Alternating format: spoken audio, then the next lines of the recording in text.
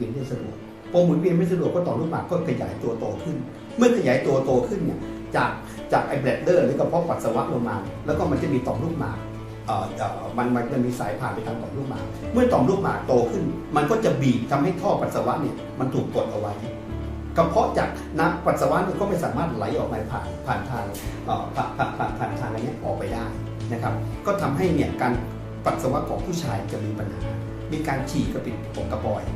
ปวดฉี่ออกไปฉี่พอไปปุ๊บก็ไหลมานิดเดียวนะครับนี่คือปัญหาที่เกิดขึ้นนะครับโดยทั่วไปเนี่ยพวกนี้จะเกิดเมื่อในคนที่สูงอายุมากขึ้นนะครับอาจจะเจอตั้งแต่อายุ40 ปี